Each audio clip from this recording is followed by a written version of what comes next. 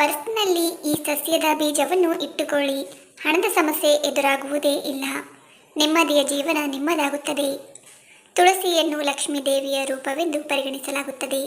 ತುಳಸಿ ಗಿಡ ನೆಟ್ಟು ಅದಕ್ಕೆ ಶಾಸ್ತ್ರಬದ್ಧವಾಗಿ ಪೂಜೆ ಸಲ್ಲಿಸಿದರೆ ಮನೆಯಲ್ಲಿ ಸಂಪತ್ತು ಬತ್ತುವುದೇ ಇಲ್ಲ ಎನ್ನಲಾಗುತ್ತದೆ. ತುಳಸಿ ಮಾತ್ರವಲ್ಲ, ಅದರ ಮಂಜರಿ ಅಂದರೆ ತುಳಸಿ ಬೀಜಗಳು ಅದ್ಭುತ ಪ್ರಯೋಜನಗಳನ್ನು ಹೊಂದಿವೆ.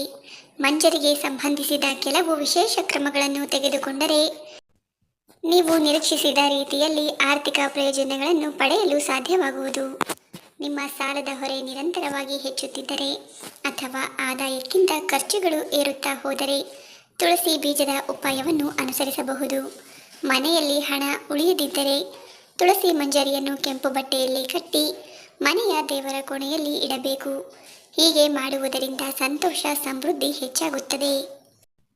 ಮಂಜರಿಯ ಚಿಕ್ಕ ಗೊಂಚಲುಗಳನ್ನು ಕಿತ್ತು ಹಣ ಇಡುವ ಜಾಗದಲ್ಲಿ ಅಥವಾ ಪರ್ಸ್ನಲ್ಲಿ ಇಟ್ಟುಕೊಂಡರೆ ಜೀವನದಲ್ಲಿ ಆರ್ಥಿಕ ಸಮಸ್ಯೆಗಳು ಎದುರಾಗುವುದಿಲ್ಲ ಎಂಬ ನಂಬಿಕೆ ಇದೆ.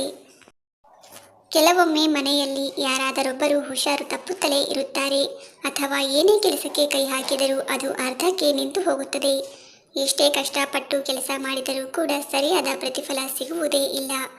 ಇಂತಹ ಸಮಸ್ಯೆಗಳನ್ನು ನೀವು ಕೂಡ ಎದುರಿಸುತ್ತಿದ್ದರೆ ತುಳಸಿ ಬೀಜವನ್ನು ಕಿತ್ತು ವಿಷ್ಣುವಿಗೆ ಅರ್ಪಿಸಿ.